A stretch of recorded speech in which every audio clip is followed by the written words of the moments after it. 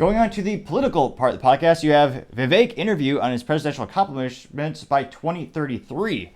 A very ambitious goal indeed.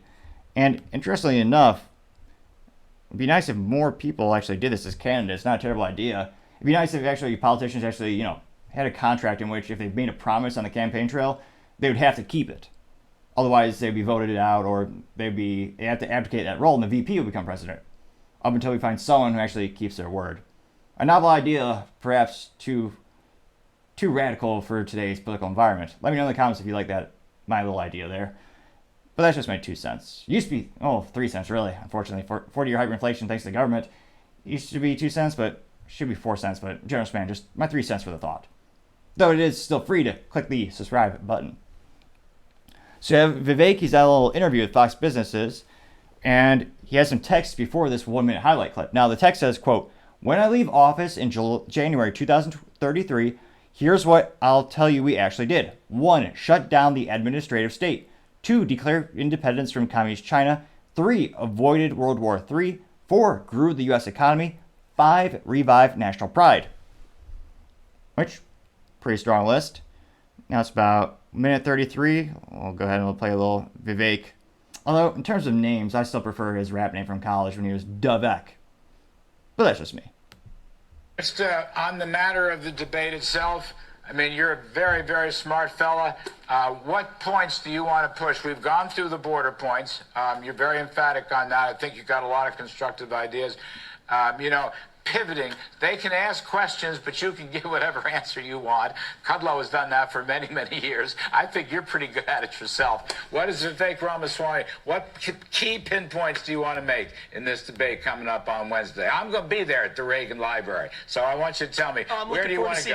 Where do you want to go on this thing? Well, give us the last word. So the question is where I want to go with this country. Yes. The debate's going to be about where we want to go as a country. So when I leave office in January 2033, what do I want to tell you all that we actually did? I think shut down the administrative state. That's at the top of the list. That'll stimulate the economy by rescinding those federal regulations. Keep us out of World War III while declaring economic independence from China. But most importantly of all, Larry, I want to revive that missing national pride in the next generation of young Americans. And I think it will take someone of a different generation, somebody whose best days in life are still yet ahead, to see a country whose best days can still be ahead too. That's why I'm in this race as a member of that new generation, and I think we're going to be successful in hopefully re-inspiring this nation. All right, Vivek Ramaswamy, thank you for your time. You've always been very good to this show, and we appreciate it very much. And we wish you all the best of luck in the coming debate and the campaign. Thanks for coming on this evening. So interestingly enough, it's fascinating to think there was a time in the United States where children were actually taught to be patriotic. They had American flags in the classrooms. Now they have political flags in the classrooms. And they actually said something like the Pledge of Allegiance every day. I can't but wonder, let me know in the comments, when's the last time you saw a public school actually doing that? Usually it's quite the antithesis. They're teaching them to hate the United States. The United States is all evil. Yet reason 9,998,875,433 to homeschool your kids. Or to go to a private school where you actually have some overview of the curriculum and what they're teaching. Fascinating how the teachers' unions are scared to give that data away. They say it's not for you. Interesting. It's almost as if they're afraid of you knowing what they're really doing. Now, in terms of the feedback from this tweet, and again, this looks like his interview was a couple days ago. The tweet was published September 25th. And it looks like some of the top ones. A reoccurring fan, apparently. I see this gentleman time and time again on the Vivek Tweeter sphere, or X, whatever you want to call it these days. Mr. Great One says, quote, "My fellow Americans, what more could we ask of a president than avoiding war, securing borders, growing economy, restoring law and order, and reviving national pride? Vivek Ramaswamy pledges this and more, dismantling the unaccountable administrative state, declaring independence from China, and empowering citizens to thrive again. His crystal clear vision stands in stark contrast to the platitudes of polished politicians. Vivek is a genuine article, a principled patriot and creative businessman committed to delivering on his promises through thoughtful solutions, not rhetoric. Friends, we cannot afford to stick with the corrupt incompetence leaving us directionless. Now is the hour to demand leadership that we deserve. Stand with Vivek as long as we have a champion truly of by and for the people, our future again burns bright. Now, this gentleman, it looks like they've got 23 likes. It looks like it's one of the top ones. Let's see here. So, looking at the other one, you have a couple perhaps joking or parody, not a parody account, but perhaps poking fun at the situation. You have Mr. Aliens saying, quote, actually this profile, his name is Aliens, they have the Twitter blue checkmark, meaning they're real. Who would have known? But nevertheless, Mr. Aliens says, quote, so you're running in 2028, unquote. That person got 7 likes, which is a common theme. There's a lot of people speculating, depending on how the legalities go with Trump is ahead of pretty much every poll for the Republican nominee. But Vivek, there's a lot of rumors maybe he'll be VP. He's still at or behind, or he's very close to DeSantis currently in many of the polls that you see. So there's a lot of speculation of, maybe you're not really, truly running. Now, it looks like somebody named Chili Zuziki said, quote, good accomplishment, America to be great again. And they used the two slashes. I don't think this person looks Roman, but they attempted Roman numerals. A little bit of a curveball for me. They got 7 likes. Let's see here. Someone says, sounds like an ambitious list.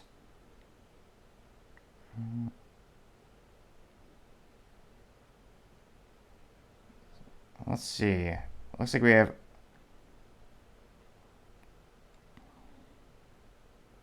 someone really doesn't like Vivek. This one by the name of Human, which he has a Ukrainian flag. His name is Human, and he has a peace flag, the Ukrainian flag. Interestingly enough, it does have the American flag in the profile, which is very unusual. This person is from Milky Way galaxy, planet Earth.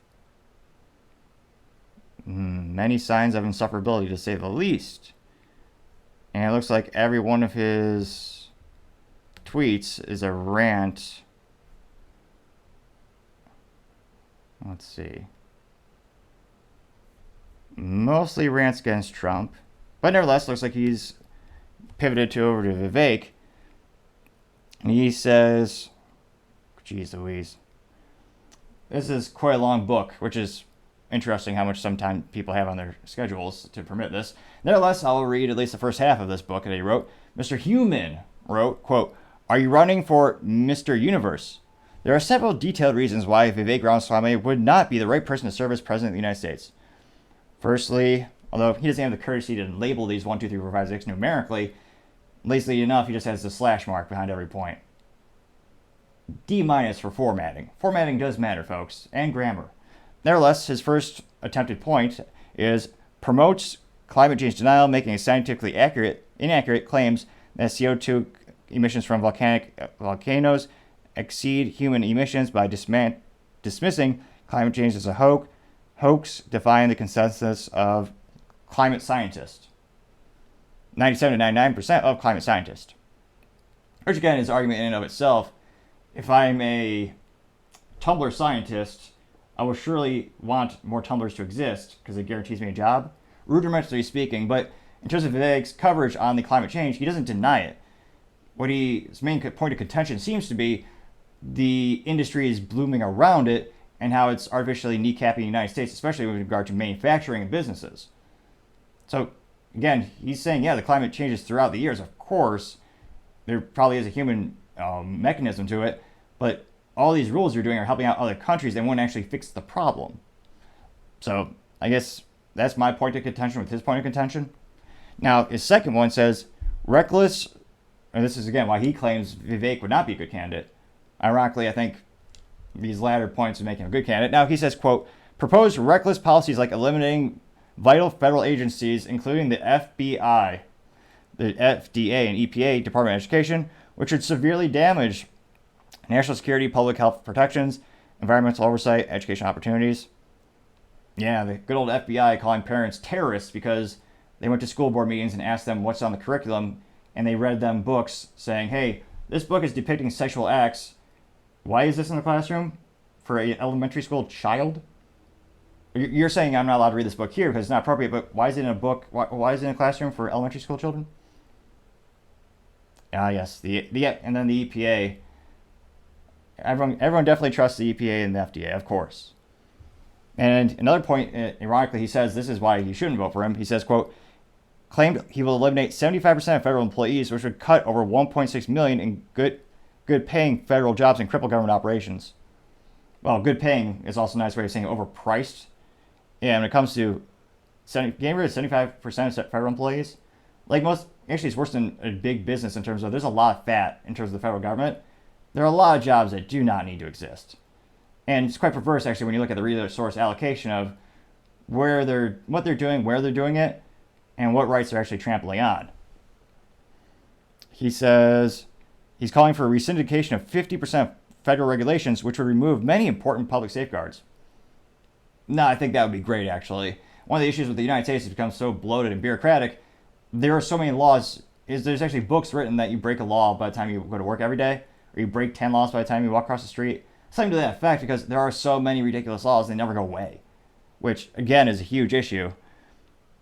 And then he says, let me see here. Jeez Louise.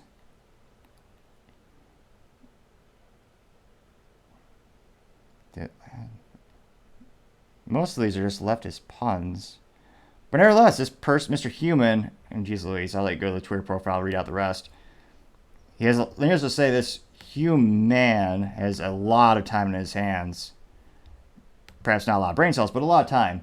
Now, someone responded, and he did get 65 likes, so it is resonating with some people who do not like Vivek, which is why I brought it up. It's one of the top comments. Now, someone responded saying, this person says, it's a hammer. Perhaps it's a pun because their picture is a shovel, or it maybe identifies differently. This person says, you copy paste this drivel every time you see his tweets. If you find a life anywhere, grab it. G luck, which I suppose is shorthand for good luck. Person got 6 likes out of 385 views. So it looks like, let's see, someone by Brodo Spec said, quote, I love it, Vivek, and I'm confident you can do it. Gets 21 likes. The Laughing Storm says, I'd be happy with just one of those, getting 10 likes. So it looks like,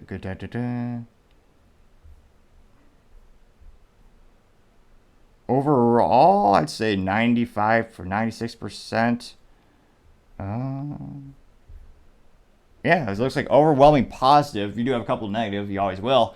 But in terms of this tweet going viral, I mean, got about 250,000 views pretty quickly, and seems to be getting more and more traction with the comments. So let me know, do you think these would be exceptional accomplishments if he were to achieve all of those by 2033? I wish he perhaps elaborated. I mean, some of them would be byproducts in and of itself. I wish he elaborated more on restoring American freedoms, American rights that we've lost throughout the years. So it'll be interesting to see how this resonates with folks further. Let me know in the comments of the top 5 that he noted right there. What do you think is the most important? Shut down the administration state, declare independence from communist China, avoid World War III, grow U.S. economy, 5, revive national pride. 5 good points. What do you think is what's your favorite? And also equally as important, what do you think he should highlight throughout his campaign that might resonate with the greatest number of voters and prospective voters? It'll be interesting to see how this may help or hinder him as he continues to go. Thank you, everyone, for taking the time to tune in today. I really appreciate it. Don't forget, trying to get to 4,000 subscribers by the end of September. I know it's a tall order, but if you click that button, I greatly appreciate it. Also, don't forget, Type Technologies is giving me a free flamethrower with every September purchase. Yes, you can mount it to an AR-15 like all awesome accessories can. Go to toppingtechnologies.com to learn a little bit more. And also, don't forget to take the time to like and comment. The feedback is greatly appreciated, trying to build this out better and better. Trying to find a software that will do really well in terms of production, picture-in-picture. So I have clips above me. I've tried a couple, but they keep crashing. So suggestions are greatly appreciated as we make the show better together. So comments and likes are also appreciated. Lastly, and also, don't forget to take the time to tell your family, tell your friends, tell your coworkers, heck, tell your enemies, tell anyone and everyone. Just stay safe and fight the good fight.